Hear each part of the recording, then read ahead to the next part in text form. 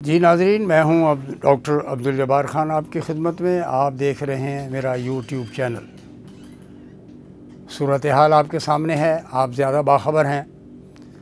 मुझ तक जो ख़बरें पहुंची हैं वो अजीब व गरीब, दर्दनाक, कुछ यकीनी ख़बरें हैं, कुछ अफवाहें हैं, कुछ गैर यकीनी सूरत हाल है। स्टैटिस्टिक्स, कल रात को जो ऑपरेशन किया है और जो स्नाइपर लगाए गए थे, तो उन्होंने कितने लोगों को मारा, कितने लोगों पर फायर किया, 272 का फिगर है जो कि चल रहा है लाहौर से आने वाली ख़बरों के मुताबिक, लेकिन ये काबिल यकीन नज़र नहीं आता। बहरहाल 15 के करीब शहादतें हो चुकी जो कि कंफर्म डिफरेंट ज़राए से हो रही हैं। अरब न्यूज़ से पता लगा और इवन इस्लामाबाद से और रावलपिंडी के ज़राए से। ये वो मामलात है कि बंदा एक भी क्यों गया, क्या रियासत में वो ताकत नहीं रही कि मुज्तमा करके इत्तेहाद से, प्यार से तमाम कौमों को बिठाकर मुल्क के साथ गवर्नेंस की जाए, हुकूमत की जाए। क्या ये पंजाबियत नहीं थी कि सारी की सारी, पंजाब तो निकले ही नहीं। इमरान खान की आवाज़ पर जो कि कहते थे जी पंजाब बेस है, लाहौर के अवाम क्यों नहीं निकले? जहाँ पे कहते थे कि जी इतनी सीटें हैं, पिंडी से 12 सीटें, पिंडी के लोग निकले हैं, बिल्कुल निकले हैं। पंजाब, पिंडी के पंजाबी निकले हैं, इस्लामाबाद के लोग भी निकले हैं इमरान खान के लिए इस धरने में, या जो भी मुजाहरा था, लॉन्ग मार्च था। लेकिन किसी भी तौर पर किसी भी रियासती मशीनरी, किसी भी हुकूमती मशीनरी, पुलिस, इंटीरियर डिपार्टमेंट जो भी है, उनको ये अख्तियार हासिल नहीं है कि बड़े बड़े मुजाहरे दुनिया भर में होते रहे। आज़रबाईजान की तो पूरी पार्लियामेंट की बिल्डिंग को जला दिया था अवाम ने मुजाहरे के दौरान। दुनिया में ऐसा होता है। क्या कर रहे थे, क्या कर रहे थे अवाम आकर? ज़्यादा से ज़्यादा आप खाली कर देते बिल्डिंगें उनके लिए। वही मालिक है ना, अवाम ही मालिक है उस बिल्डिंगों के जिसके अंदर इंसानों को बैठाया जाता है, मुंतखब हों या गैर मुंतखब हों, फ़ौजी जर्नैल हों या सियासी जर्नैल हों। ये वो सूरत हाल है जो इंतहाई परेशान कुन है। पाकिस्तान के लिए नया चैलेंज है। पख्तूनों ने नई तारीख़ रकम कर दी है। पहले ही वो TTP के हवाले से मशहूर थे कि जी वो मजहबी इंतहा पसंदी है उनकी सोच में। BLA के लोग आपके सामने हैं, उन्होंने मुसल्लह जदोजहद शुरू कर दी हुई है पाकिस्तानी अफवाज के लिए और मशीनरी के लिए, पुलिस के लिए, लेवी और मलेशिया के लिए एक बहुत बड़ा चैलेंज है। और वो तो स्ट्रगल काफ़ी अरसे से कर रहे हैं। 1948 से ये उनकी स्ट्रगल बलोचियों की जारी है, लेकिन जो हम अभी तक पॉलिटिकली सेटल नहीं कर सके। और अकबर बुगटी साहब की शहादत के बाद तो जिसको फ़ौज ने मारा, जिनको फ़ौज ने मारा, कत्ल किया, और जनरल परवेज़ मुशर्रफ के अल्फाज मुझे आज तक याद हैं कि अब वो दौर नहीं है, अब तो एक सेकंड के अंदर हम बंदे का खात्मा कर देते हैं, और करके दिखाया उन्होंने। यही सूरत हाल कल की रही है कि आपने पख्तूनों को ऐसे डिस्क्रिमिनेट कर रहे हैं जैसे वो पाकिस्तान का हिस्सा ही नहीं है। और ये पंजाबी मशीनरी बैठी हुई है, army chief Punjabi, chairman joint staff Punjabi. शायर मिर्ज़ा साहब कहते हैं कि मैं सिंध से हूँ, लेकिन हैं तो पंजाब के वो। आर्मी चीफ वहीं से पंजाब से हैं, सेनेट के चेयरमैन पंजाब से हैं, वज़ीर आज़म पंजाब से हैं, इंटीरियर मिनिस्टर पंजाब से हैं, वज़ीर ख़जाना पंजाब से हैं।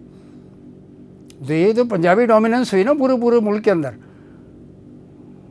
स्पीकर पंजाब से हैं, पंजाबी हैं, लाहौर के पंजाबी हैं, ये लॉरेंस रोड के। तो जनाब ये है वो सूरत हाल जो किसी भी तौर पर पाकिस्तान के लिए खुश आइंद नहीं है। ये जो बंदे मरे हैं, खा वो एक बंदा मरा है, ये 15 बंदे शहीद हुए हैं या 272 बंदे शहीद हुए हैं, जितना कहें कम है, जितनी इसकी मजम्मत की जाए कम है। जो और भी खुशियाँ मना रहे हैं तारड़ साहब जो है, तारड़, इनका बैकग्राउंड क्या है? मुस्लिम लीग से हटकर इनको कोई सोशियो इकनॉमिक कंट्रीब्यूशन है इनका किसी जगह पर? लॉ से रिप्रेजेंट करते हैं अपने आप को, लॉ में कोई इन्होंने कोई मार्कतुल आरा किस्म की कोई किताब रिसर्च की हो, कोई कानून पाकिस्तान में दिया हो, 26 तरमीम दी है, वो भी इजारादारी के लिए, इक़्तिदार की इजारादारी के लिए 26 तरमीम दी गई है, और जजों को तकसीम कर दिया। Judiciary stands divided by all means. ये मुल्क को तकसीम किया जा चुका है। कल की फायरिंग के इंसिडेंट्स ने, कल जो आपने बेदर्दी से ऑपरेशन किया है, इसके असरात बहुत दूर तक जाएंगे। देखें PTI की लीडरशिप, उसको मौजूद रहना चाहिए था, छुप जाते, आगे पीछे हो जाते, फायरिंग से बच जाते, लेकिन इन्होंने वहाँ से निकलना, कफन सर पे कफन बांध रहे हैं तो फिर बांध के दिखाएं ना। फिर मुजाहिद सर पे कफन बांधने के बाद दौड़ा नहीं करता मैदान जंग से।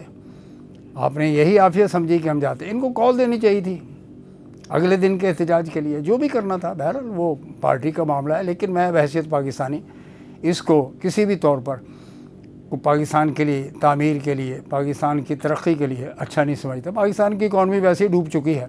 ये जो स्टॉक एक्सचेंज में कैसीनो चल रहा है, 1 लाख इंडेक्स की बात कर रहे हैं, 1 लाख क्रॉस कर लिया जी, 99,000 पे क्रॉस कर रहा है, ये साइकोलॉजिकल बैरियर भी क्रॉस कर लिया। What is this? This is casino, it's a grand gambling. 100 companies के इंडेक्स के ऊपर आप पूरे पाकिस्तान की इकॉनमी को कैसे चला सकते हैं? ये बेसिक सवाल है। जैसा कि मैं सवाल करता हूँ कि काइबोर बेस्ड जो इकॉनमी है, बैंकिंग है, वो कैसे सूद के बगैर हो सकती है? वो है ही सूद पूरा का पूरा। तो जनाब ये है पाकिस्तान की सूरत हाल, इंतहाई दिगरगूं है, परेशान कुन है। आलिया मीन गंडापुर, बुशरा बीबी और इनकी पूरी गौहर और राजा तो नज़र ही नहीं आए। पता नहीं वो कहाँ कौन सी सियासत कर रहे थे बैठे हुए कि जनाब हम PTI कहाँ थे, निकल ही के नहीं आ सके। तो ये वो सवालात हैं जो आज खैबर पख्तूनख्वा के हर PTI के सपोर्टर और बंदे में, रुकन में पूछे जा रहे हैं। उनके जहनों में सवाल उठ खड़ा हुआ है कि हमें जो है डिस्ट्रिक्ट कटक और रावलपिंडी और ये जो अतराफ़ के लोग हैं कुछ, जिन्होंने आके इमरान की पार्टी को सपोर्ट किया, कल के कॉज को जो भी किया, तो इतनी बड़ी सूरत हाल नहीं थी कि आप उनको एलिमिनेट ही कर दें, दुनिया से ही एलिमिनेट कर दें, ख़त्म कर दें। और फिर ऐसे ऐसे यानी बेहुदा किस्म के इल्ज़ामात लगाए जा रहे हैं। और गुफ्तगू, स्टेट रियासत तो सबकी है, रियासत माँ जैसी, तो ये माँ जैसी रियासत है जैसी कि माँ ऐसे करती है? बिल्कुल नहीं करते। और ये बहुत गलत हुआ है। Punjab has failed to come up to the expectations of Imran Khan, जिसके बारे में इमरान खान को बड़ा यकीन था। और PTI की लीडरशिप, राजा साहब एंड कंपनी कुछ भी नहीं कर सके। तो ये सारे मुतालबात जो हैं वो फ़िलहाल तो टाइम फिश हो गए हैं। आगे देखें क्या होता है, क्या कदम उठाता है PTI की लीडरशिप। मुश्किल सूरत हाल है इन लोगों के लिए। और फिर ये ना समझे कि हुकूमत जो है 5 साल मुकम्मल कर लेगी। नहीं जनाब, कतई तौर पर ऐसे कोई असरात नहीं नज़र आ रहे। आपको इलेक्शन में जाना पड़ेगा, आज नहीं तो मार्च अप्रैल तक इलेक्शन हैं। मैं अर्ज़ कर रहा हूँ आपसे, आपको बैठ के सेटल करने हैं। इंटरनेशनली आपका मुल्क बहुत बुरी तरह बदनाम हो चुका है कि पहले तो आपने यानी ये जो इलेक्शंस में धांधली की गई थी, फॉर्म 47 की बुनियाद पर हुकूमत बनाई आपने।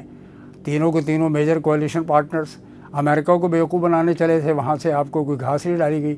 चाइना ने आपसे नाराज़गी इज़हार कर दिया, सदर पाकिस्तान के पाँव में मोच आ गई, वो जा नहीं सके चाइना, वो बहाना था। चीन ने मना कर दिया कि नहीं जी आप वहीं रहें। तो ये वो बैनुल अक़वामी सतह पर आपकी फ़ॉरेन पॉलिसी है और ये भी टोटल डिज़ास्टर है। IMF के बगैर आप चल नहीं पड़ते। $7 अरब के लिए आपने क्या कुछ नहीं किया। पाकिस्तान में टैक्सेशन के रेट को आपने 90% के करीब ले गए आप मुख्तलिफ़ मदात में।